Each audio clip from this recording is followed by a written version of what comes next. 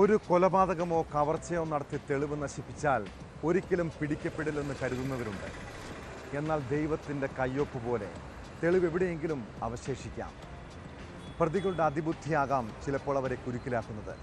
വർഷങ്ങൾക്ക് ശേഷം തെളിയിക്കപ്പെട്ട പല കൊലക്കേസുകളിലും സംഭവിച്ചത് ഇതാണ്.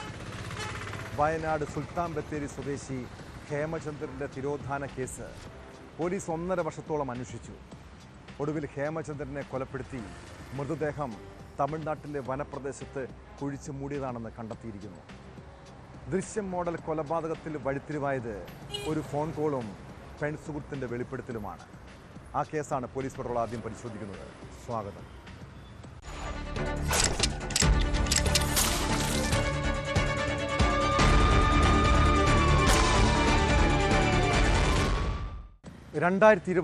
മാർച്ച് 20 കോഴിക്കോട് നഗരത്തിൽ വാടകയ്ക്ക് താമസിച്ച് ചിട്ടി നടത്തിയിരുന്ന ഹേമചന്ദ്രന് ഒരു ഫോൺ കോൾ വന്നതിൽ തുടങ്ങിയ ചതിയാണ്. പെൺസുഹൃത്ത് വിളിച്ചതനുസരിച്ച് കാറിൽ കയറിയ അയാളെ 2 അംഗ സംഘം കൊണ്ടുപോയത് വയനാട്ടിലെ ഒരാൾ താമസമില്ലാത്ത വീട്ടിലേക്ക്. അവിടെ വെച്ചുള്ള ക്രൂരമായ മർദ്ദനത്തിൽ കൊലപാതകം. സുൽത്താൻ ബത്തേരി സ്വദേശിയായ ഹേമചന്ദ്രൻ്റെ മൃതദേഹം കൊലയാളി സംഘം തമിഴ്നാട് ചേരമ്പാടി വനമേഖലയിലെത്തിച്ചു. അവിടെ കുഴിച്ചു മൂടിയ ശേഷം ദൃശ്യം മോഡലിൽ തെളിവ് നശിപ്പിക്കാനുള്ള നീക്കം. അതിനിടെ കുടുംബത്തിൻ്റെ പരാതിയിൽ ഹേമചന്ദ്രനെ കണ്ടെത്താൻ പോലീസ് പലയിടത്തും തിരച്ചിൽ നടത്തി. എന്നാൽ ഒരു തുമ്പും ലഭിക്കാതിരുന്ന കേസിൽ 1.5 വർഷത്തിന് ശേഷം വഴിത്തിരിവുണ്ടായിരിക്കുന്നു. സാമ്പത്തിക തർക്കത്തെ തുടർന്ന് നടത്തിയ കൊലപാതകമെന്നാണ് കണ്ടെത്തൽ. 3 പേർ പോലീസിൻ്റെ കസ്റ്റഡിയിലുണ്ട്. വിദേശത്തേക്ക് കടന്ന മുഖ്യപ്രതിക്കായി ലുക്കൌട്ട് നോട്ടീസ് പുറത്തിറക്കും.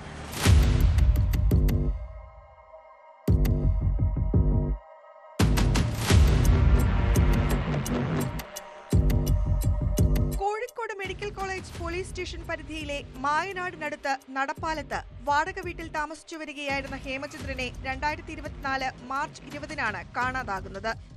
പെൺസുഹൃത്തിനെ കൊണ്ട് വിളിപ്പിച്ച് മെഡിക്കൽ കോളേജിന് സമീപം എത്തിച്ച ഹേമചന്ദ്രനെ 2 പേർ കാറിൽ കൂട്ടിക്കൊണ്ടുപോയതായി പോലീസിന് വിവരം ലഭിച്ചിരുന്നു. ഇത് സംബന്ധിച്ച് ഹേമചന്ദ്രന്റെ ഭാര്യ സുഭിഷ ഏപ്രിൽ 1 കോഴിക്കോട് മെഡിക്കൽ കോളേജ് പോലീസിൽ പരാതി നൽകിയതാണ്. ഈ പരാതിയുടെ അടിസ്ഥാനത്തിൽ ഹേമചന്ദ്രന്റെ കോൾ റെക്കോർഡും സംഭവവുമായി ബന്ധപ്പെട്ടവർ എന്ന് കരുതുന്നവരുടെ ടവർ ലൊക്കേഷനുകളും കേന്ദ്രീകരിച്ചു നടത്തിയ അന്വേഷണത്തിലാണ് വഴിത്തിരിവുണ്ടായത്.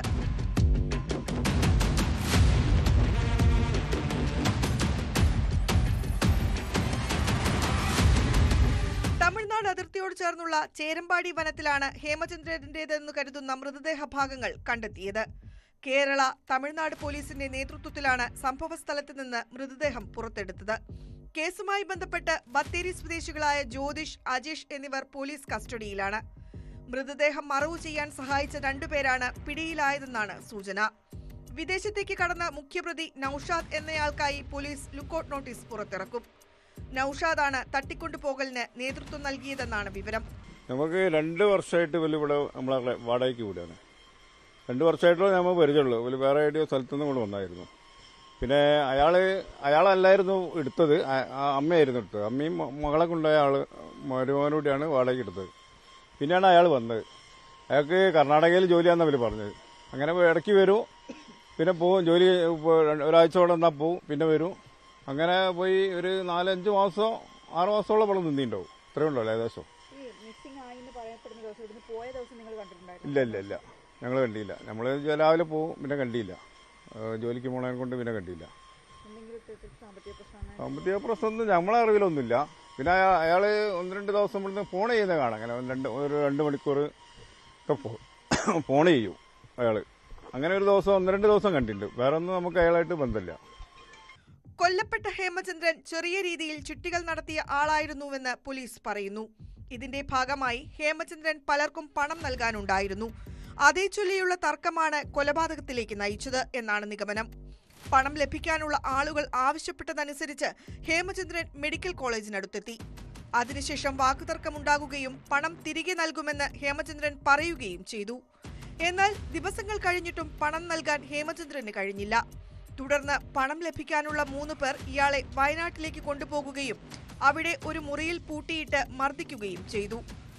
പിറ്റേ ദിവസം ഇവർ എത്തിയപ്പോൾ ഹേമചന്ദ്രനെ മരിച്ച നിലയിൽ കണ്ടെത്തുകയായിരുന്നു. അതിനുശേഷം മൃതദേഹം തമിഴ്നാട്ടിൽ ചേരമ്പാടിയിലെ വനമേഖലയിൽ കൊണ്ടുപോയി കുഴിച്ചുമൂടി. പോലീസിനെ വഴിതെറ്റിക്കാനായി ഹേമചന്ദ്രന്റെ സിം മൂവരിൽ ഒരാൾ ഉപയോഗിക്കുകയും ചെയ്തു. പിന്നീട് ഈ സിം ഉപയോഗിച്ച് ഹേമചന്ദ്രന്റെ മകളെ ഫോണിൽ വിളിച്ച് താൻ മൈസൂരിലുണ്ടെന്ന് അറിയിച്ചു. അച്ഛൻ അവസാനമായി വിളിച്ചത് മൈസൂരിൽ നിന്നാണെന്ന് ഹേമചന്ദ്രന്റെ മകൾ പോലീസിനെ അറിയിച്ചതാണ് കേസിൽ നിർണായകമായത്.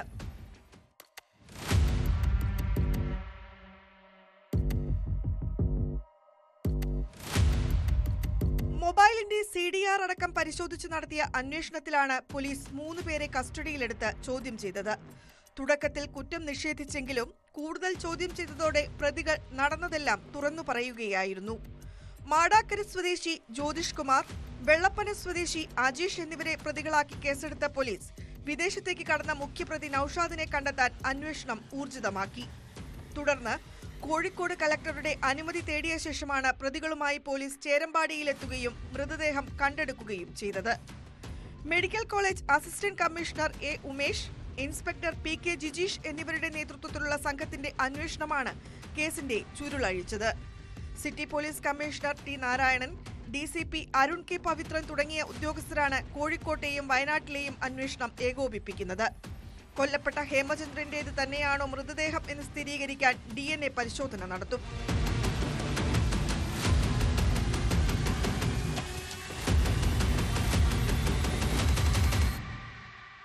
ന്യൂസ് 18 വയനാട്.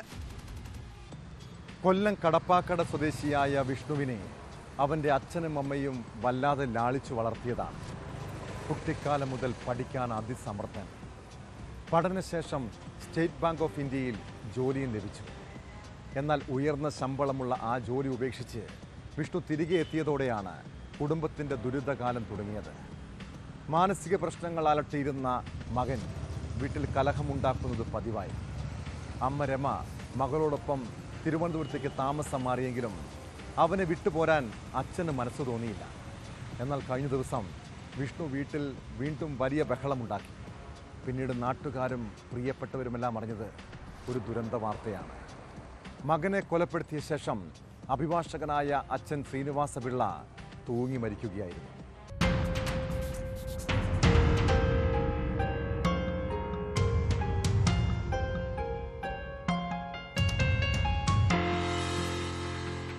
വിഷ്ണുവിൻ്റെ അമ്മ രമ തിരുവനന്തപുരത്ത് മകളോടൊപ്പമായിരുന്നു താമസം.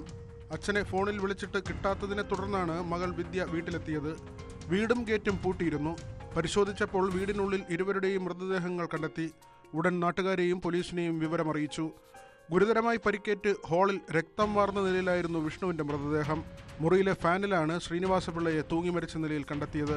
വിഷ്ണുവിനെ വെട്ടിക്കൊലപ്പെടുത്തിയ ശേഷം ശ്രീനിവാസപിള്ള ആത്മഹത്യ ചെയ്തു കാണുമെന്നാണ് പ്രാഥമിക നിഗമനം. എന്നെ എൻ്റെ ബ്രാഞ്ച് സെക്രട്ടറി വിളിച്ചു പറഞ്ഞു. അപ്പം ഇവിടുത്തെ ബ്രാഞ്ച് സെക്രട്ടറിയാണ് ബാസിൽ സഖാവ്. അദ്ദേഹമാണ് പറഞ്ഞത് ഇന്ന കണക്ക് വീട്ടിലെ വിഷ്ണുവിനെ അച്ഛൻ വെട്ടിക്കൊന്നിട്ട് ആത്മഹത്യ ചെയ്തു എന്ന് പറഞ്ഞു. അങ്ങനെ ഓടി വന്നപ്പം ഗേറ്റൊക്കെ പൂട്ടിയിട്ടേക്കാണ്. പെങ്ങൾ വിളിച്ചിട്ട് കാണാത്തതുകൊണ്ട് അവർ മതിൽ ചാടി ഇറങ്ങിയപ്പോഴാണ് കൺഫേം ആക്കിയത്. അപ്പോൾ ഇതുവരെ ഗേറ്റൊന്നും തുറന്നിട്ടില്ല. അപ്പോൾ ആൾക്ക് നേരത്തെ മാനസിക അസ്വസ്ഥതയുള്ള വിഷ്ണു എന്ന് പറയുന്ന പയ്യന്. അപ്പോൾ അച്ഛൻ അഡ്വക്കേറ്റാണ്, നല്ല വ്യക്തിയാണ്. അച്ഛനെയും അമ്മയൊക്കെ ഉപദ്രവിക്കുമായിരുന്നു ആൾ. ഒരു ചെയിൻ സ്മോക്കറും. സംസാരിക്കുകയാണെങ്കിൽ നിർത്തത്തില്ല, മണിക്കൂറുകളോളം സംസാരിക്കും. പിന്നെ ഇവിടെ കാണുന്ന ഈ ബോർഡുകളൊക്കെ ഇവിടെ ഒന്നും നടക്കുന്നില്ല. ആൾക്ക് വേണ്ടിയിട്ട് ഇങ്ങനെ വെക്കുന്നതാണ്. ഇവിടെ ഇങ്ങനത്തെ ഇൻസ്റ്റിറ്റ്യൂഷൻ പ്രവർത്തിക്കുന്നു നമ്മളോട് തന്നെ പറയും. അപ്പം ടാക്സിന് വരുമ്പോൾ ഇത് കാണുമ്പം ടാക്സ് കൊടുക്കാനില്ല. കാര്യം ആളുടെ മാനസിക ഇതിന് വേണ്ടിയിട്ട് അച്ഛൻ ചെയ്യിക്കുന്നതല്ല. ഒരിക്കൽ കെട്ടിടത്തിൽ നിന്ന് എടുത്ത് ചാടി കാലൊക്കെ ഒടിഞ്ഞ് ഞാൻ വരുമ്പോൾ പ്ലാസ്റ്റർ ഇട്ടിരിക്കുമായിരുന്നു. കഴിഞ്ഞ 2 ദിവസമായി അച്ഛനും മകനും മാത്രമാണ് വീട്ടിലുണ്ടായിരുന്നത്. വിഷ്ണുവിൻ്റെ പഠനവും തുടർന്ന് SBIയിലെ ജോലിയുമെല്ലാം തമിഴ്നാട്ടിലായിരുന്നു. ജോലി രാജിവെച്ചാണ് നാട്ടിലേക്ക് എത്തിയത്. ഇയാൾക്ക് മാനസിക പ്രശ്നങ്ങൾ ഉണ്ടായിരുന്നതായും നാട്ടുകാർ പറയുന്നു. ലൈഫ് സാമ്പത്തിക ബുദ്ധിമുട്ടൊന്നുള്ള ലൈഫല്ല. സാമ്പത്തിക ശേഷിയൊക്കെ ഉണ്ട്. വസ്തുക്കളൊക്കെ പലയിടത്തൊക്കെ കിടപ്പുണ്ട്. പിന്നെ പയ്യൻ വിഷ്ണു എന്ന് പറയുന്ന മകൻ ഇച്ചിരി മാനസിക രോഗിയാണ്. പിന്നെ എപ്പോഴും ചെയിൻ സ്മോക്കറാണ്. നിരന്തരം ബഹളമൊക്കെ ആണ് വീട്ടിൽ. നേരത്തെ ബാങ്ക് ജോലിയായിരുന്നു. അപ്പോൾ ബഹളമൊക്കെ ആണ്. സാറ് അതെല്ലാം അഡ്ജസ്റ്റ് ചെയ്താണ് സാറ് മുന്നോട്ട് പോയിക്കൊണ്ടിരുന്നത്. ശ്രീനിവാസപിള്ള എന്ന് പറയുന്ന അദ്ദേഹം അഡ്വക്കേറ്റാണ്. അദ്ദേഹം പണ്ടോട്ടെ കോടതിയിലൊക്കെ പോയിക്കൊണ്ടിരുന്നതാണ്. അപ്പോൾ അദ്ദേഹം ഇതെല്ലാം സഹിച്ചാണ് അദ്ദേഹം പോയിക്കൊണ്ടിരുന്നത്. ഒരിക്കലും തീരെ നിവൃത്തിയില്ലാതെ കൊണ്ടായിരിക്കും ചിലപ്പോൾ ഇത്തരം സാഹചര്യത്തിലേക്ക് സാർ മുതിർന്നതെന്നാണ് എൻ്റെ ഒരു വിശ്വാസം. വിവിധ സ്ഥാപനങ്ങളുടെ പേരിലുള്ള ബോർഡുകൾ വീടിന് ചുറ്റും വിഷ്ണുവിൻ്റെ താൽപ്പര്യപ്രകാരം അച്ഛൻ സ്ഥാപിച്ചിട്ടുണ്ട്. എന്നാൽ ഇതൊന്നും പ്രവർത്തനമുള്ളതല്ല. വിഷ്ണുവുമായി വീട്ടുകാർ പ്രശ്നത്തിലായിരുന്നതായും നാട്ടുകാർ പോലീസിന് മൊഴി നൽകി.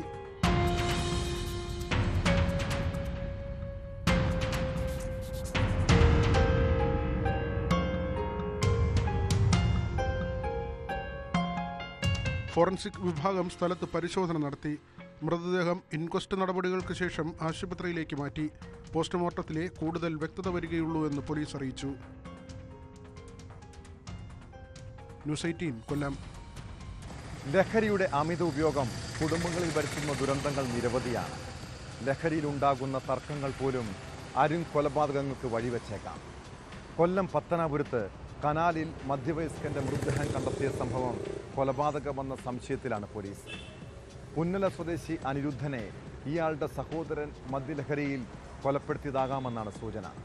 ഇതിന്റെ അടിസ്ഥാനത്തിൽ സഹോദരൻ ജയനെ പോലീസ് കസ്റ്റഡിയിലെടുത്ത് ചോദ്യം ചെയ്യുകയാണ്. പോസ്റ്റ്മോർട്ടത്തിന് ശേഷം സംഭവത്തിൽ വ്യക്തത ഉണ്ടാകുമെന്നാണ് പോലീസിന്റെ പ്രതീക്ഷ.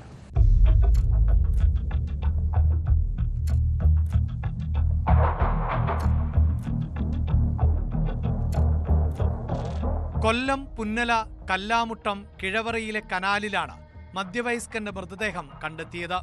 കണ്ണങ്കര വീട്ടിൽ 52 വയസ്സുള്ള അനിരുദ്ധനാണ് മരിച്ചത്. കൊലപാതകമെന്ന സംശയത്തിൽ സഹോദരൻ കുചേലൻ എന്നു വിളിപ്പേരുള്ള ജയനെ പോലീസ് കസ്റ്റഡിയിലെടുത്തു. മദ്യലഹരിയിൽ ഉണ്ടായ തർക്കത്തിൽ ജയൻ അനിരുദ്ധനെ കൊലപ്പെടുത്തിയെന്നാണ് കരുതുന്നതെന്ന് പോലീസ് വ്യക്തമാക്കി.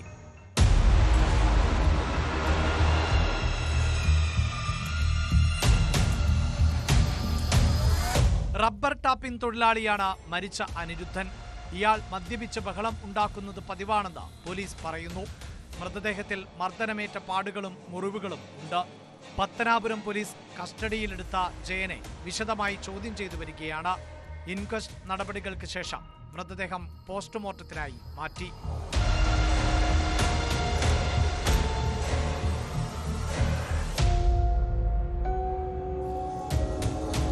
ന്യൂസ് 18 കൊല്ലം. തിരുവനന്തപുരം മണ്ണന്തലയിൽ സഹോദരിയെ കൊലപ്പെടുത്തിയ കേസിൽ പ്രതിയുടെ കുറ്റസമ്മതമൊഴി. ഷഹീനയെ കൊലപ്പെടുത്താനാണ് അപ്പാർട്ട്മെന്റ് വാടകയ്ക്കെടുത്തതെന്നാണ് സഹോദരൻ ഷംഷാദ് പോലീസിനോട് വെളിപ്പെടുത്തിയത്. പിന്നീട് സുഹൃത്തുമായി ചേർന്ന് ആസൂത്രിതമായി സഹോദരിയെ വകവരുത്തുകയായിരുന്നു. പുരുഷ സുഹൃത്തുക്കളുമായി യുവതിക്ക് ബന്ധമുണ്ടായിരുന്നുവെന്നും അതാണ് പ്രകോപനത്തിലേക്ക് നയിച്ചതെന്നും പ്രതി വ്യക്തമാക്കി. അതിനിടെ പോലീസ് കസ്റ്റഡിയിലുള്ള പ്രതികളുമായി പോലീസ് തെളിവെടുപ്പ് നടത്തി.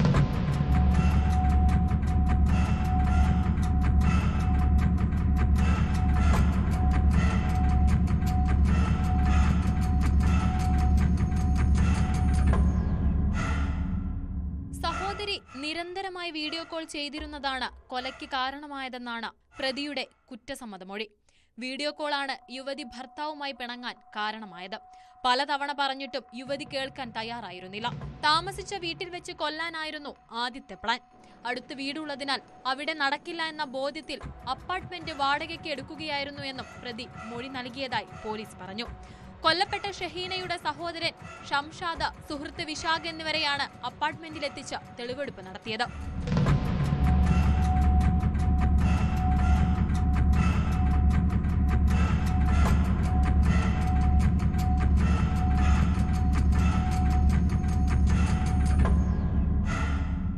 കഴിഞ്ഞ 21-നായിരുന്നു മണ്ണന്തലയിലെ അപ്പാർട്ട്മെന്റിൽ വെച്ച് പോത്തൻകോട് സ്വദേശിനി ഷഹീന കൊല്ലപ്പെട്ടത്.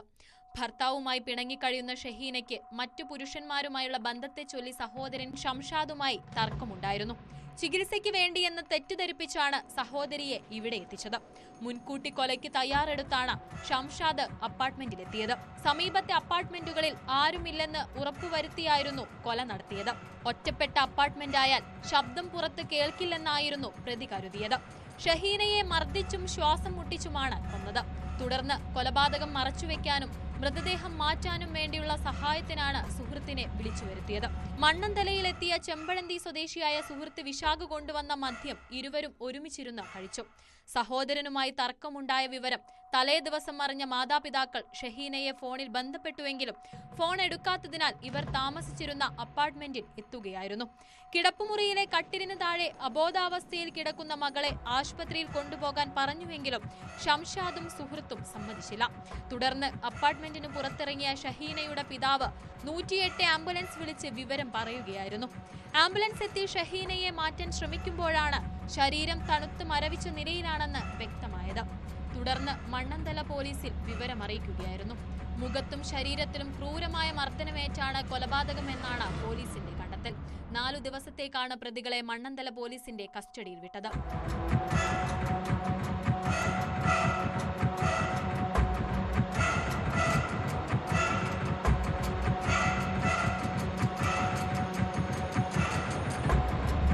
ന്യൂസ് 18 തിരുവനന്തപുരം. അമ്മയും പെങ്ങളുമുള്ള ആരെങ്കിലും സ്വന്തം വീട്ടിലേക്ക് സുഹൃത്തുക്കളെ വിളിച്ചു വരുത്തി ലഹരി പാർട്ടി നടത്തുമോ? ഒരു കൊടും ക്രിമിനൽ പോലും ഇത്തരം തോന്നിയാസം ചെയ്യാറില്ല. തൃശൂർ മണ്ണുത്തിയിൽ യുവാക്കൾ പിറന്നാൾ ആഘോഷിക്കാൻ സുഹൃത്തുക്കളായ ഗുണ്ടാ സംഘത്തെ വിളിച്ചു കൊണ്ടുവന്നത് സ്വന്തം വീട്ടിലേക്കാണ്. നെല്ലങ്കര സ്വദേശികളായ അൽത്താഫ്, അഹദ് എന്നിവരുടെ ഉമ്മ ഇത് എതിർത്തതിൽ തുടങ്ങിയതാണ് പ്രശ്നങ്ങൾ. ആഘോഷത്തിനിടെ സംഘാംഗങ്ങൾ തമ്മിൽ പരസ്പരം ഏറ്റുമുട്ടി. ഒടുവിൽ അമ്മയെ ഭീഷണിപ്പെടുത്തി. ഇതോടെയാണ് പോലീസിൻ്റെ രംഗപ്രവേശം. പിന്നെ സിനിമാ സ്റ്റൈൽ അടിയായിരുന്നു. പോലീസ് സ്റ്റേഷനിലും അക്രമം കാട്ടിയ സംഘത്തെ അറസ്റ്റ് ചെയ്തു.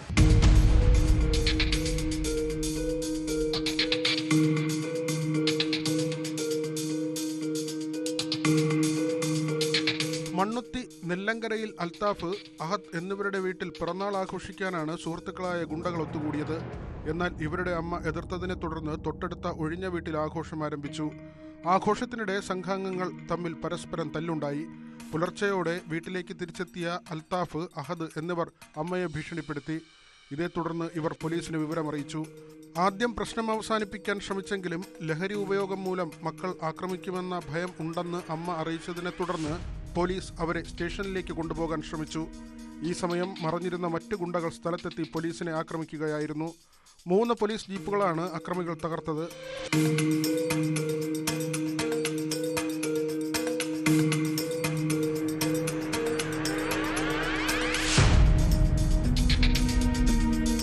ആക്രമണത്തിൽ പരിക്കേറ്റ 4 പോലീസ് ഉദ്യോഗസ്ഥരെ ആശുപത്രിയിൽ പ്രവേശിപ്പിച്ചു. 15 പേരടങ്ങുന്ന സംഘമാണ് പോലീസിനെ ആക്രമിച്ചതെന്നാണ് വിവരം. സംഭവത്തിൽ മുഹമ്മദ് അൽത്താഫ്, അൽ അഹദിൻ, ഇവൻ ആന്റണി, ബ്രഹ്മജിത്ത്, ആഷിൻ ആന്റണി, ഷാർബൽ എന്നിവരാണ് പിടിയിലായത്. തൃശൂർ സിറ്റി പോലീസ് കമ്മീഷണർ സ്ഥലത്തെത്തി തെളിവെടുപ്പ് നടത്തി. പോലീസിന്റെ പിടിയിലായ 6 പേർക്കും പരിക്കുണ്ട്. 3 നില വീട് കേന്ദ്രീകരിച്ച് ലഹരി സംഘം ക്ലബ്ബ് നടത്തിയിരുന്നുവെന്നും 30ഓളം പേർ അക്രമി സംഘത്തിലുണ്ടായിരുന്നുവെന്നും നാട്ടുകാർ പറഞ്ഞു.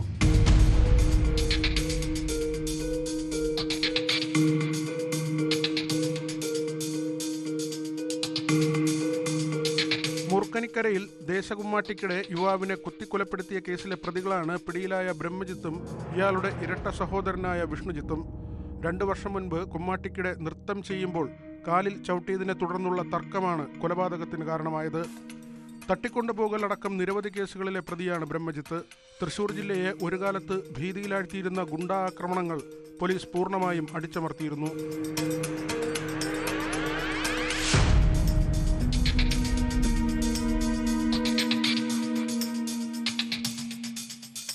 ന്യൂസ് 18 തൃശൂർ.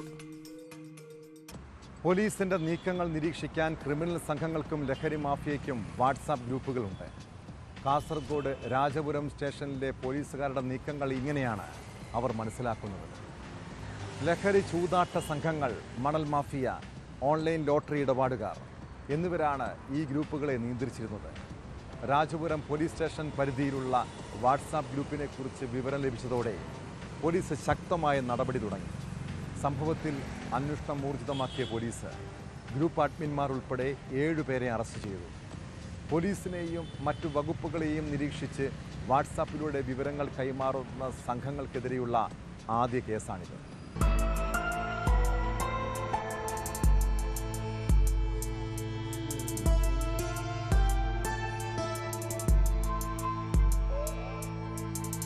കേരള കർണാടക അതിർത്തി സ്റ്റേഷനായ രാജപുരത്താണ് പോലീസിനെയും മറ്റു വകുപ്പുകളെയും നിരീക്ഷിക്കാൻ വാട്സാപ്പ് ഗ്രൂപ്പ് ഉണ്ടാക്കിയത്. ഫാമിലി എന്ന പേരുള്ള ഗ്രൂപ്പിൽ ലഹരി സംഘങ്ങൾ, മണൽ മാഫിയ, ഓൺലൈൻ ലോട്ടറി, ചൂതാട്ട സംഘങ്ങൾ എന്നിവരാണ് അംഗങ്ങളായുള്ളത്. 4 പേർ അഡ്മിന്മാരാണ്. കേസിൽ അഡ്മിന്മാർ ഉൾപ്പെടെ 7 പേരെ രാജപുരം പോലീസ് അറസ്റ്റ് ചെയ്തു. ഗ്രൂപ്പിൽ വോയിസ് മെസ്സേജ് അയച്ച ഇവരിൽ നിന്നും വിശദമായ മൊഴി രേഖപ്പെടുത്തി. നിലവിൽ ഗ്രൂപ്പ് ഡിലീറ്റ് ചെയ്തിട്ടുണ്ട്. സൈബർ ഫോറൻസിക് വിഭാഗങ്ങളുടെ സഹായത്തോടെ കൂടുതൽ അന്വേഷണം നടക്കുകയാണെന്ന് പോലീസ് പറഞ്ഞു. പനത്തടി കുറിഞ്ഞി സ്വദേശി സതീഷാണ് ഗ്രൂപ്പിന്റെ പ്രധാന അഡ്മിൻ. ഇയാളെ പിടികൂടാനായിട്ടില്ല. വാട്സാപ്പ് ഗ്രൂപ്പിൽ 80 അംഗങ്ങളാണ് ഉണ്ടായിരുന്നത്. ഇവരിൽ പലരും നിരവധി കേസുകളിലെ പ്രതികളാണ്. മെസ്സേജുകൾ കൈമാറിയ 16 പേർക്കെതിരെയാണ് കേസെടുത്തത്. ഇവരുടെ ഫോൺ പോലീസ് കസ്റ്റഡിയിലെടുത്തു.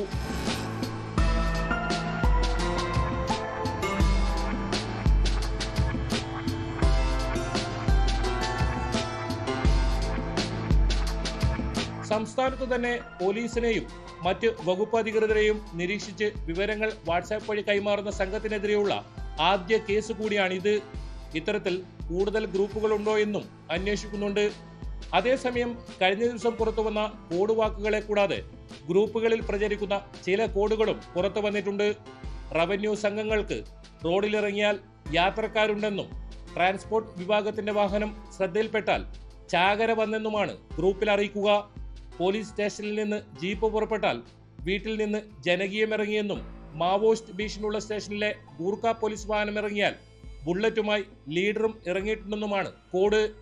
പഴയ പോലീസ് വാഹനം പെട്രോളിങ്ങിന് ഇറങ്ങിയാൽ പാട്ടയും റോഡിലുണ്ടെന്നാണ് code.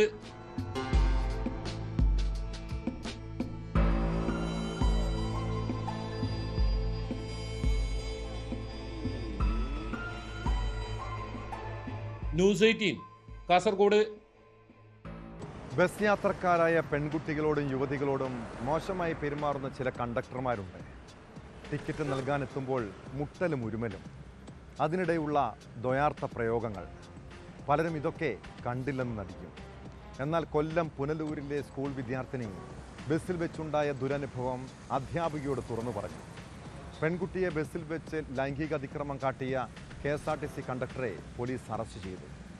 Punalur KSRTC ഡിപ്പോയിലെ conductor Kunnicode സ്വദേശി അജയ് ഘോഷാണ് പിടിയിലായത്.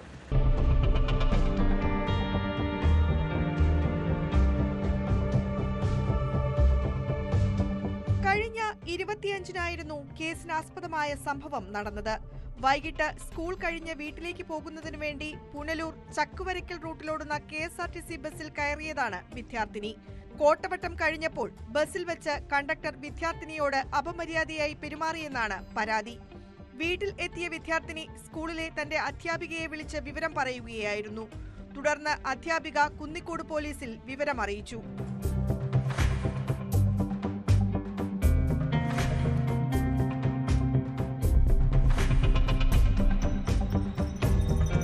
പരാതിയുടെ അടിസ്ഥാനത്തിൽ പോലീസ് വിദ്യാർത്ഥിനിയുടെ മൊഴി രേഖപ്പെടുത്തി. തുടർന്നാണ് പുനലൂർ KSRTC ഡിപ്പോയിലെ കണ്ടക്ടർ കുന്നിക്കോട് ചക്കുവരയ്ക്കൽ സ്വദേശി 53 വയസ്സുള്ള അജയ് ഘോഷിനെ അറസ്റ്റ് ചെയ്തത്. കോടതിയിൽ ഹാജരാക്കിയ പ്രതിയെ റിമാൻഡ് ചെയ്തു.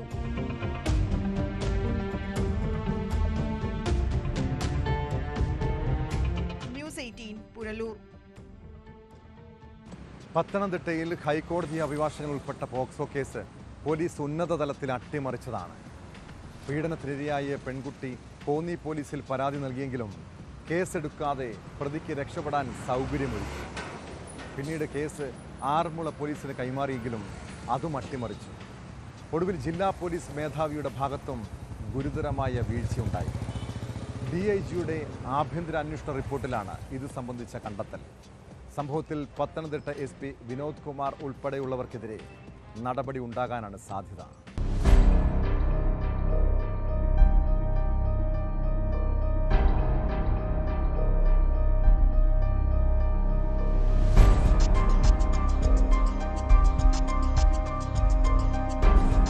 ഹൈക്കോടതി അഭിഭാഷകനായ നൌഷാദ് തോട്ടത്തിൽ പ്രതിയായ പോക്സോ കേസ് അന്വേഷണം പോലീസ് അട്ടിമറിച്ചതായാണ് DIG അജിത ബീഗം ആഭ്യന്തര വകുപ്പിന് സമർപ്പിച്ച റിപ്പോർട്ടിലെ കണ്ടെത്തൽ. സംഭവത്തിൽ അന്വേഷണം നടത്തിയ SP അടക്കമുള്ള ഉദ്യോഗസ്ഥർക്ക് ഗുരുതര വീഴ്ചയുണ്ടായി.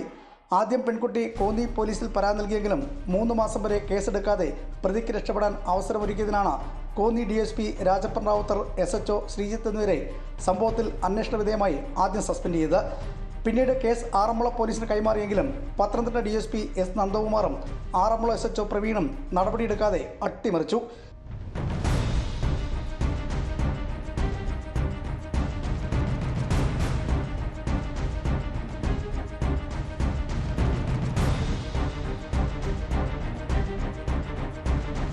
പ്രതി നൌഷാദിനെ അറസ്റ്റ് ചെയ്യാൻ സാഹചര്യമുണ്ടായിട്ടും നടപടിയെടുക്കാതെ പ്രതിക്ക് രക്ഷപ്പെടാൻ അവസരമൊരുക്കി.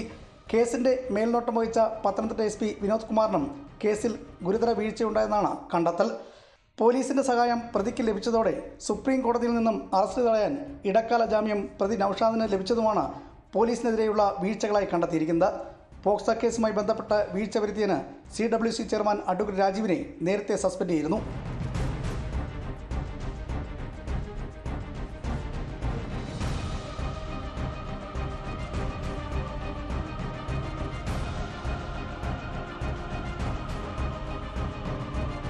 ന്യൂസ് 18 പത്തനംതിട്ട. നമ്മുടെ നാട്ടിൽ പെൺകുട്ടികളും സ്ത്രീകളും ഒട്ടും സുരക്ഷിതരല്ലാത്ത കാലമാണിത്. എവിടെയും അക്രമികൾ പതിയിരിക്കുന്നുണ്ട്. തക്കം കിട്ടിയാൽ അവർ ആക്രമിക്കും. ഇടുക്കി കഞ്ഞിക്കുഴിയിൽ ഭിന്നശേഷിയുള്ള 22-കാരിയെ പീഡിപ്പിച്ചത് അയൽവാസിയാണ്. വീട്ടിൽ ആളില്ലായിരുന്നപ്പോഴാണ് പ്രതി ചുരുളി സ്വദേശി ജോയി കുട്ടിയെ ലൈംഗികമായി ചൂഷണം ചെയ്തത്. സംഭവത്തിന് ശേഷം ഒളിവിൽ പോയ പ്രതിയെ തൊടുപുഴയിൽ നിന്നും പിടികൂടി.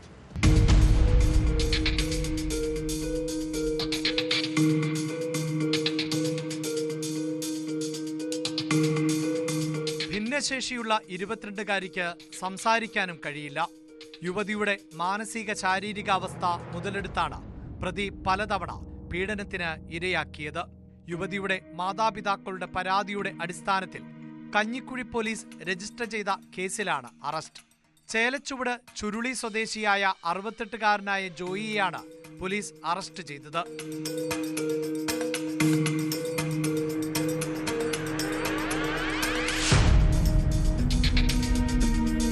കഞ്ഞിക്കുഴി സർക്കിൾ ഇൻസ്പെക്ടർ G അനൂപിന്റെ നേതൃത്വത്തിൽ തൊടുപുഴയിൽ നിന്നാണ് പ്രതിയെ അറസ്റ്റ് ചെയ്തത്.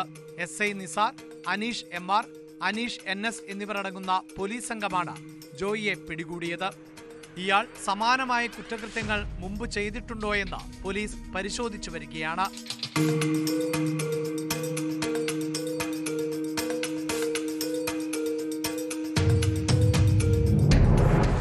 ന്യൂസ് 18 ഇടുക്കി. നമ്മുടെ കുട്ടികൾ ഇൻസ്റ്റഗ്രാമും ഫേസ്ബുക്കും ഒക്കെ ഉപയോഗിക്കുന്നത് മാതാപിതാക്കൾ ശ്രദ്ധിക്കാറുണ്ടോ? അതിലൊളിഞ്ഞിരിക്കുന്ന ചതി മക്കളുടെ ജീവിതം പോലും തകർത്തേക്കാം. തിരുവനന്തപുരത്ത് ഇൻസ്റ്റഗ്രാമിലൂടെ പരിചയപ്പെട്ട 13-കാരിയെ 3-ാം ക്ലാസ്സിൽ പഠിക്കുന്ന സഹോദരിയുടെ കൺമുന്നിൽ വെച്ചാണ് യുവാവ് പീഡനത്തിനിരയാക്കിയത്. 1 വർഷം മുൻപ് നടന്ന സംഭവത്തിൻ്റെ നടുക്കത്തിൽ നിന്ന് ആ കുഞ്ഞുങ്ങളും കുടുംബവും ഇപ്പോഴും വിമുക്തരായിട്ടില്ല. അതിനിടെ കേസിലെ പ്രതിയായ 18-കാരന് 30 വർഷം കഠിന തടവ് ശിക്ഷ വിധിച്ചിരിക്കുന്നു. കൊല്ലം ഉമയന്നൂർ സ്വദേശി അഫ്സൽ ഒരു രീതിയിലും ദയാർഹിക്കുന്നില്ലെന്ന് ചൂണ്ടിക്കാട്ടിയാണ് കോടതി ശിക്ഷ വിധിച്ചത്.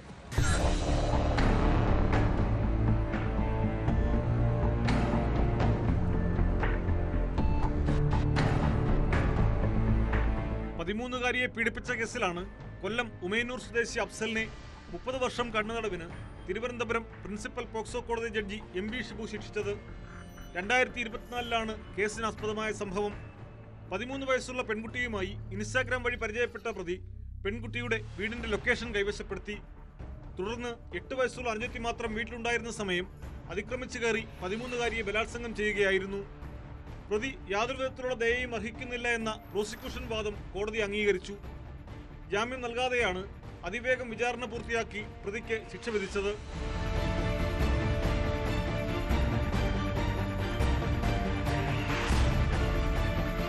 നൃത്തപഠനത്തിനെത്തിയ 7 വയസ്സുകാരനെ ലൈംഗികമായി പീഡിപ്പിച്ച കേസിലാണ് നൃത്താധ്യാപകനായ കൊല്ലം തുളസിമുക്ക് സ്വദേശി സുനിൽകുമാറിനെ തിരുവനന്തപുരം അതിവേഗ സ്പെഷ്യൽ കോടതി ശിക്ഷിച്ചത്. 52 കൊല്ലം കണ്ണുതടവും 3.25 ലക്ഷം രൂപ പിഴയുമാണ് ശിക്ഷ. പിഴ അടച്ചില്ലെങ്കിൽ 3.5 വർഷം വെറുന്തടവ് അനുഭവിക്കണം. പിഴത്തുക കുട്ടിക്ക് നൽകാനും കോടതി വിധിച്ചു. പ്രതിയുടെ ഭീഷണിയെ തുടർന്ന് കുട്ടി പീഡന വിവരം പുറത്തു പറഞ്ഞിരുന്നില്ല. അനുജനെയും നൃത്തം പഠിപ്പിക്കാൻ വിടാൻ വീട്ടുകാരൊരുങ്ങിയപ്പോഴാണ് പീഡനവിവരം കുട്ടി പുറത്തു പറഞ്ഞത്. 12 വയസ്സുള്ള മറ്റൊരു കുട്ടിയെ പീഡിപ്പിച്ച കേസിലും സുനിൽകുമാർ പ്രതിയാണ്.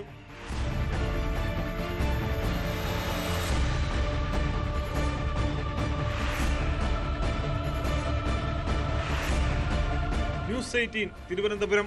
കൊൽക്കത്തയിൽ നിയമ വിദ്യാർത്ഥിനിയായ 24-കാരി ബലാത്സംഗത്തിനിരയായ സംഭവത്തിൽ മെഡിക്കൽ റിപ്പോർട്ട് പുറത്ത്. അതിജീവിതയുടെ കഴുത്തിലും നെഞ്ചിലും മുറിവേറ്റ പാടുകളുണ്ടെന്ന് മെഡിക്കൽ പരിശോധനയിൽ വ്യക്തമായി. അതേസമയം സ്വകാര്യ ഭാഗങ്ങളിൽ പുറമേ പരിക്കുകളില്ലെന്നാണ് റിപ്പോർട്ടിൽ പറയുന്നത്. ഫോറൻസിക് പരിശോധനാ ഫലം ഇനി ലഭിക്കാനുണ്ട്. കേസിൽ ഇതുവരെയും സഹപാഠികൾ ഉൾപ്പെടെ 4 പേരാണ് അറസ്റ്റിലായത്.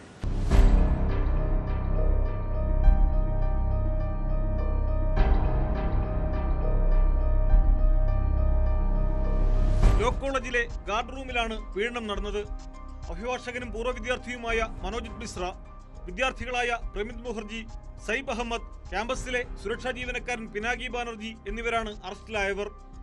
മനോജിത് മിശ്രയാണ് കേസിലെ പ്രധാന പ്രതി.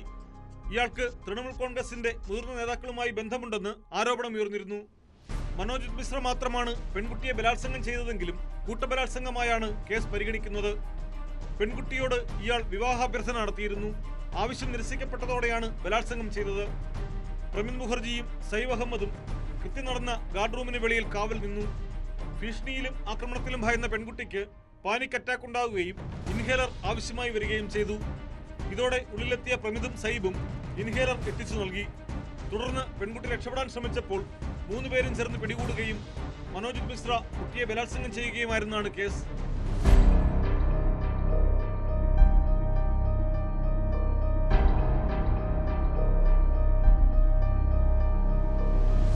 സമയം മറ്റു 2 പേരും നോക്കി നിന്നാണ് പെൺകുട്ടിയുടെ പരാതിയിൽ പറയുന്നത്.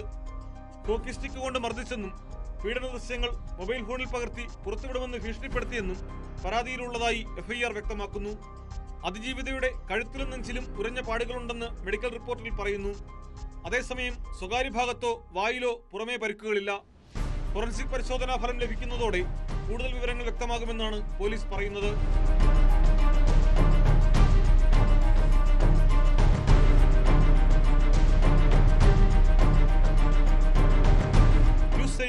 കൊൽക്കത്ത. കാസർഗോഡ് ഷൂസ് ധരിച്ചെത്തിയതിന്റെ പേരിൽ +1 വിദ്യാർത്ഥിയെ ക്രൂരമായി മർദ്ദിച്ച സംഭവം അതീവ ഗൗരവമുള്ളതാണ്. സ്കൂളിലെ കുട്ടി കുറ്റവാളികൾക്കെതിരെ കർശന നടപടിക്കൊരുങ്ങുകയാണ് പോലീസ്. ഇതിന്റെ അടിസ്ഥാനത്തിൽ +2 വിദ്യാർത്ഥികളായ 6 പേർക്കെതിരെ റാഗിംഗ് നിരോധന നിയമപ്രകാരം കേസെടുത്തു. സമാനമായ മറ്റൊരു കേസിൽ കൂടി റാഗിംഗ് വകുപ്പ് കൂട്ടിച്ചേർത്തിട്ടുണ്ട്. 2 കേസുകളിലും പ്രതികളായ 9 +2 വിദ്യാർത്ഥികളെ സ്കൂളിൽ നിന്നും സസ്പെൻഡ് ചെയ്തിരുന്നു.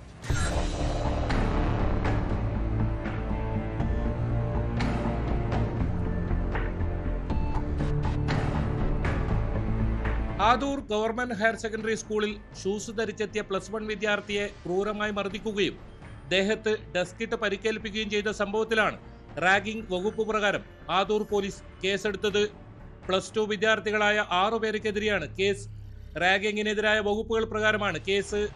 ജൂൺ 20-നാണ് കേസിനാസ്പദമായ സംഭവം. ക്ലാസ് മുറിയിലും ബസ് സ്റ്റോപ്പ് പരിസരത്തും നടന്ന ക്രൂരമായ മർദ്ദനത്തെക്കുറിച്ച് +1 വിദ്യാർത്ഥി ഭയം കാരണം പുറത്തു പറഞ്ഞിരുന്നില്ല. എന്നാൽ 2 ദിവസത്തിന് ശേഷം കഴുത്തുവേദന അനുഭവപ്പെട്ടതോടെയാണ് മർദ്ദനത്തിന് ഇരയായ കാര്യം പുറത്തു പറഞ്ഞത്. സ്വകാര്യ ആശുപത്രിയിൽ ചികിത്സ തേടിയ ശേഷം പ്രിൻസിപ്പലിനും ആദൂർ പോലീസിലും പരാതി നൽകി. സ്കൂളിലെ ആന്റി റാഗിംഗ് കമ്മിറ്റി നടത്തിയ അന്വേഷണത്തിനൊടുവിലാണ് കേസെടുത്തത്. ഷൂസ് ധരിച്ച് ക്ലാസ്സിലെത്തിയതിന്റെ വിരോധത്തിലാണ് +1 വിദ്യാർത്ഥിയെ ക്രൂരമായി റാഗിങ്ങിന് ഇരയാക്കിയതെന്നാണ് കമ്മിറ്റിയുടെ റിപ്പോർട്ട്. ഇതേ തുടർന്നാണ് ആന്റി റാഗിംഗ് വകുപ്പ് ചേർത്ത് 6 +2 വിദ്യാർത്ഥികൾക്കെതിരെ കേസെടുത്തത്.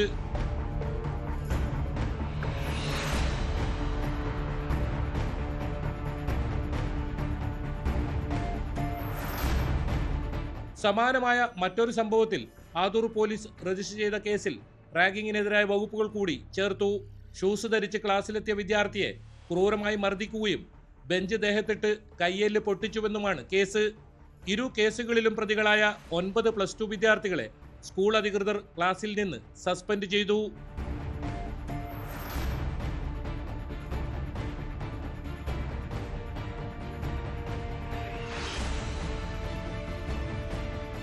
ന്യൂസ് 18 കാസർഗോഡ്. പാലക്കാട് ശ്രീകൃഷ്ണപുരത്ത് 9ാം ക്ലാസ് വിദ്യാർത്ഥിനി ആത്മഹത്യ ചെയ്ത സംഭവത്തിൽ ഗുരുതര കണ്ടെത്തലുമായി വിദ്യാഭ്യാസ വകുപ്പ്. ശ്രീകൃഷ്ണപുരം സെന്റ് ഡൊമിനിക് സ്കൂളിന്റെ ഭാഗത്ത് വീഴ്ച സംഭവിച്ചെന്നാണ് അന്വേഷണ റിപ്പോർട്ട്. മാർക്ക് അടിസ്ഥാനത്തിൽ ക്ലാസ് മാറ്റിയിരുത്തിയത് ചട്ടവിരുദ്ധമെന്നും ഡിവിഷൻ മാറ്റിയ ദിവസം തന്നെയാണ് 9ാം ക്ലാസ്സുകാരി ആശിർ നന്ദ ആത്മഹത്യ ചെയ്തതെന്നും റിപ്പോർട്ടിലുണ്ട്. പാലക്കാട് ജില്ലാ വിദ്യാഭ്യാസ ഓഫീസർ വിദ്യാഭ്യാസ വകുപ്പിന് റിപ്പോർട്ട് കൈമാറി.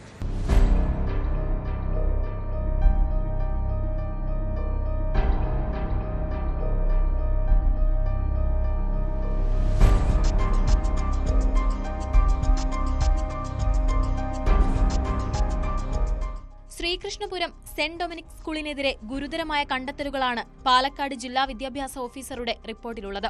മാർക്കിന്റെ അടിസ്ഥാനത്തിൽ കുട്ടികളെ ക്ലാസ് മാറ്റിയിരുത്തിയത് ചട്ടവിരുദ്ധമാണെന്ന് DDEയുടെ റിപ്പോർട്ടിൽ പറയുന്നു. മാത്രമല്ല, ക്ലാസ് മാറ്റിയിരുത്തിയ അന്നു തന്നെയാണ് 9ാം ക്ലാസ്സുകാരി ആശിർ നന്ദ ആത്മഹത്യ ചെയ്തത്. മാർക്ക് കുറഞ്ഞാൽ തരം താഴ്ത്തുന്നതിന് സമ്മതമാണെന്നുള്ള കത്ത് രക്ഷിതാക്കളിൽ നിന്ന് സ്കൂൾ അധികൃതർ നിർബന്ധപൂർവ്വം ഒപ്പിട്ടുവാങ്ങി. ശ്രീകൃഷ്ണപുരം സെന്റ് ഡൊമിനിക് സ്കൂൾ മാനേജ്മെന്റിനും അധ്യാപകർക്കും ഗുരുതരമായ വീഴ്ചയാണ് ഉണ്ടായിരിക്കുന്നത്.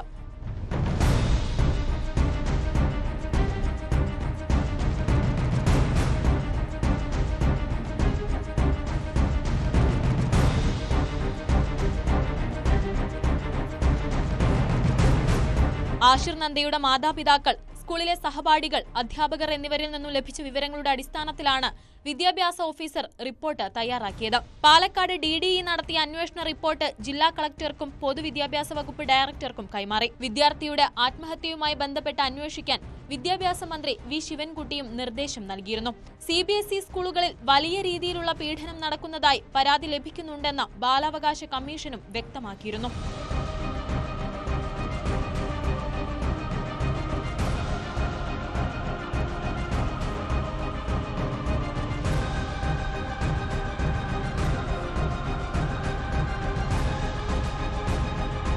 ന്യൂസ് 18 പാലക്കാട്.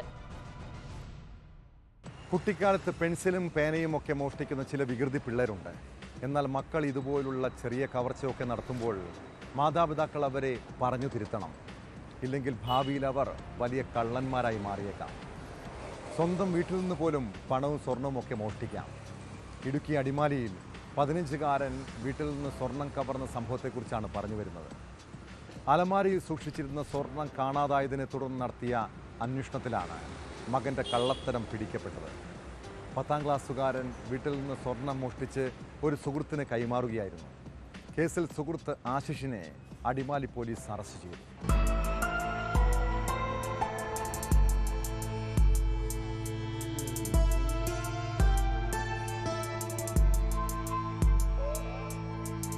അടിമാലി മന്നാങ്കാലയിൽ താമസിക്കുന്ന ആശിഷാണ് സംഭവവുമായി ബന്ധപ്പെട്ട് അടിമാലി പോലീസിന്റെ പിടിയിലായത്.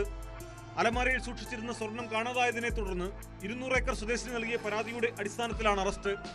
പരാതിക്കാരിയുടെ 15കാരനായ മകൻ വീട്ടുകാരറിയാതെ സ്വർണം കൈക്കലാക്കി ആശിഷിന് നൽകുകയായിരുന്നു. 2 ദിവസങ്ങളിലായി 24 ഗ്രാം സ്വർണമാണ് വീട്ടുകാരറിയാതെ കൈമാറിയത്.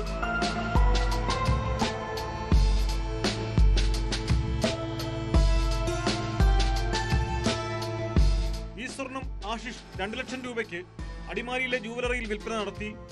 ഇതിൽ 60,000-ഓളം രൂപ 15കാരന് നൽകിയതായി പോലീസ് പറഞ്ഞു. ബാക്കി തുക എന്ത് ചെയ്തെന്ന കാര്യത്തിൽ പോലീസ് അന്വേഷണം നടത്തുന്നുണ്ട്. പ്രതി വിൽപ്പന നടത്തിയ സ്വർണം ജൂവലറിയിൽ പോലീസ് നടത്തിയ പരിശോധനയിൽ തിരികെ കണ്ടെടുത്തു.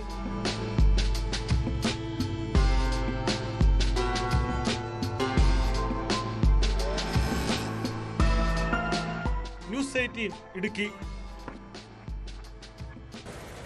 പാലക്കാട് ഓങ്ങല്ലൂരിൽ മോഷണം തുടർക്കഥയാകുന്നു. അടച്ചിട്ട വീടുകൾ കേന്ദ്രീകരിച്ചാണ് കവർച്ച നടക്കുന്നത്.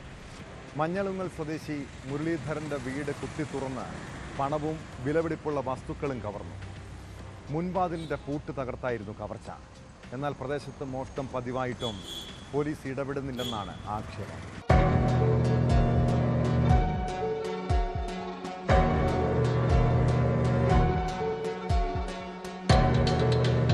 ഓങ്ങല്ലൂർ മഞ്ഞളുങ്ങൽ പേരോക്കര ശ്രീസദനിൽ മുരളീധരന്റെ വീട്ടിലാണ് മോഷണം നടന്നത്. മുരളീധരനും കുടുംബവും ചെന്നൈയിലാണ് താമസം. രാവിലെ വീട് വൃത്തിയാക്കാൻ ജോലിക്കാരി എത്തിയപ്പോൾ വാതിൽ കുത്തിത്തുറന്ന നിലയിൽ കണ്ടെത്തി. തുടർന്ന് അയൽക്കാർ വിവരമറിയിച്ചു. പട്ടാമ്പി പോലീസ് സ്ഥലത്തെത്തി നടത്തിയ പരിശോധനയിലാണ് മോഷണം സ്ഥിരീകരിച്ചത്.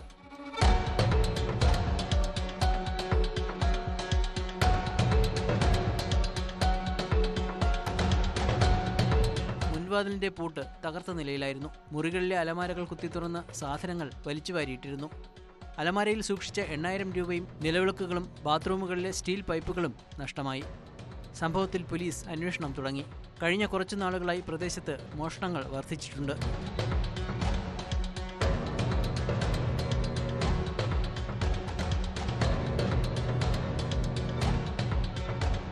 ന്യൂസ് 18 പട്ടാമ്പി. സാമൂഹ്യ വിരുദ്ധരുടെ ശല്യം കൊണ്ട് പൊറുതിമുട്ടിയിരിക്കുകയാണ് തിരുവനന്തപുരം പാറശാല നിവാസികൾ. ബിവറേജിൽ നിന്ന് മദ്യം വാങ്ങി കഴിച്ച ശേഷം ഉടുതുണി പോലുമില്ലാതെ അഴിഞ്ഞാടുന്ന മദ്യപ സംഘങ്ങൾ നാട്ടുകാർക്ക് വലിയ തലവേദനയാണ്.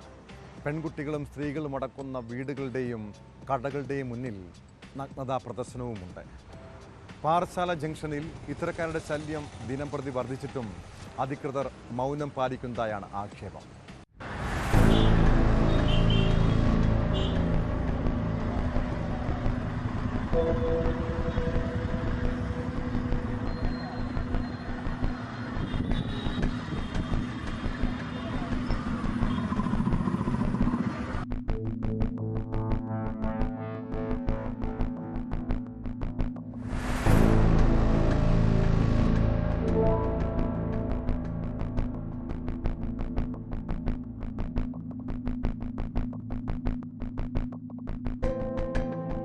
പാറശാല ജംഗ്ഷന് വെളിപ്പാടകലെയുള്ള മദ്യവിൽപ്പനശാലകളിൽ നിന്ന് മദ്യം കഴിച്ച ശേഷം ഉടുതുണിയില്ലാതെയാണ് അഴിഞ്ഞാട്ടം.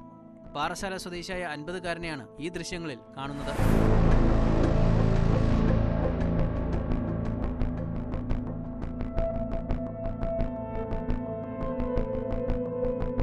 സ്ത്രീകൾ മാത്രമുള്ള കടകൾക്ക് നേരെ നഗ്നതാ പ്രദർശനം നടത്തുന്നതും അസഭ്യം പറയുന്നതും അശ്ലീല ചേഷ്ടകൾ കാണിക്കുന്നതും പതിവാണ്. സ്കൂൾ കോളേജ് വിദ്യാർത്ഥികൾ ഉൾപ്പെടെ ബസ് കാത്തു നിൽക്കാറുള്ള സ്ഥലമാണ് ഇത്. കഴിഞ്ഞ ദിവസം പാമ്പിനെ തല്ലിക്കൊന്ന് കഴുത്തിലൂടെയിട്ട് മണിക്കൂറുകളോളം പരിഭ്രാന്തി സൃഷ്ടിച്ച സംഭവവും ഉണ്ടായി.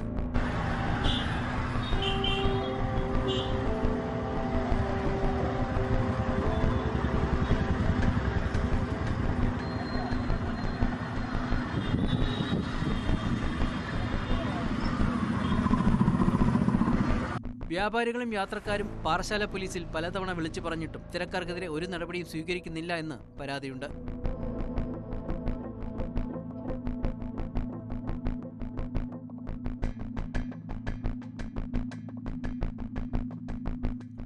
ന്യൂസ് 18 നെയ്യാറ്റിൻകര. കുറ്റകൃത്യങ്ങളുടെ മറ്റു ചില വാർത്തകൾ ചുരുക്കത്തിൽ. നെയ്യാറ്റിൻകരയിൽ അളവിൽ കവിഞ്ഞ വിദേശ നിർമ്മിത മദ്യവുമായി ഗുണ്ടാ നേതാവ് പിടിയിൽ. വിവിധ സ്റ്റേഷനുകളിലായി 30-ലധികം കേസുകളിലെ പ്രതിയായ പൂവാർ സ്വദേശി ജോണിയെയാണ് കാഞ്ഞിരംകുളം പോലീസ് പിടികൂടിയത്. പൂട്ടിക്കിടന്ന സർക്കാർ സ്ഥാപനത്തിൽ നിന്ന് മോട്ടോറുകൾ ഉൾപ്പെടെയുള്ള യന്ത്രസാമഗ്രികൾ കവർന്ന 2-അംഗ സംഘം പൊഴിയൂരിൽ പിടിയിൽ. പിടിയിലായത് കൊല്ലങ്കോട് സ്വദേശി ബർഷിൻ, കാരക്കോണം സ്വദേശി അരുൺ എന്നിവർ. കൊല്ലം നഗരത്തിൽ കഞ്ചാവ് ചെടികൾ പിടികൂടി. ഇരവിപുരം വള്ളക്കടവ് സുനാമി ഫ്ളാറ്റിൽ താമസിക്കുന്ന ശ്യാംലാൽ കസ്റ്റഡിയിൽ. മണ്ണാർക്കാട് കഞ്ചാവുമായി എത്തിയ ഇതര സംസ്ഥാനക്കാരനെ നാട്ടുകാർ പിടികൂടി പോലീസിൽ ഏൽപ്പിച്ചു. പിടിയിലായത് ബംഗാൾ സ്വദേശി മുഹമ്മദ് സാദുജൽ ഹക്കീം. പാലക്കാട് വാണിയംകുളത്ത് കൈക്കൂലി വാങ്ങുന്നതിനിടെ വില്ലേജ് ഫീൽഡ് അസിസ്റ്റന്റ് പിടിയിൽ. ഫീൽഡ് അസിസ്റ്റന്റ് ഫസൽ പിടിയിലായത് തണ്ടപ്പർ സർട്ടിഫിക്കറ്റിന് കൈക്കൂലി വാങ്ങവേ. വടക്കാഞ്ചേരി ഗണപതി ക്ഷേത്രത്തിന് സമീപത്തെ വീട്ടിൽ കവർച്ച നടത്തിയയാൾ പിടിയിൽ. പിടിയിലായത് 50-ലധികം മോഷണ കേസുകളിലെ പ്രതിയായ കൊല്ലം പുത്തൻവിള സ്വദേശി പ്രൊഫസർ എന്ന് വിളിക്കുന്ന നജ്മുദ്ദീൻ. സഹോദരങ്ങൾക്കും സുഹൃത്തുക്കൾക്കുമൊപ്പം പരസ്പരം സ്നേഹത്തോടെ ജീവിക്കുന്നത് എത്ര മനോഹരല്ലേ. എന്നാൽ ഇക്കാലത്ത് നിസ്സാര പ്രശ്നത്തിൻ്റെ പേരിൽ പോലും വഴക്കിടുന്നവരാണ് നമ്മളൊക്കെ. എന്താണതിൻ്റെ കാരണമെന്ന് ചിന്തിച്ചിട്ടുണ്ടോ? ചിലപ്പോൾ ചില വാക്കുകളാകാം, അല്ലെങ്കിൽ തെറ്റിദ്ധാരണകളാകാം പല പ്രശ്നങ്ങൾക്കും പിന്നിൽ. അതിൻ്റെ പേരിൽ നാളുകളായി മിണ്ടാത്തവരുണ്ട്. ആ പക വളർന്നു കഴിയുമ്പോൾ പ്രതികാര മനോഭാവമാകും. ഒരുപക്ഷെ അത് പകവീട്ടലിലും അക്രമത്തിലുമൊക്കെ കലാശിക്കാം. ഒന്നിച്ചിരുന്ന് സംസാരിച്ചാൽ തീരാവുന്ന വഴക്കും തർക്കവുമൊക്കെയാണ് പല അനിഷ്ട സംഭവങ്ങളിലേക്ക് നയിക്കുന്നത്. ആരോടെങ്കിലുമൊക്കെ വിരോധമുണ്ടെങ്കിൽ അവരുമായി രമ്യതപ്പെടുന്നതല്ലേ നല്ലത്? എന്തിനാണ് വെറുപ്പ് മനസ്സിലിട്ട് നടന്ന് മനസ്സ് അശുദ്ധമാക്കുന്നത്? ഇതോടെ പോലീസ് പെട്രോൾ പൂർണ്ണമാകുന്നു. നമസ്കാരം.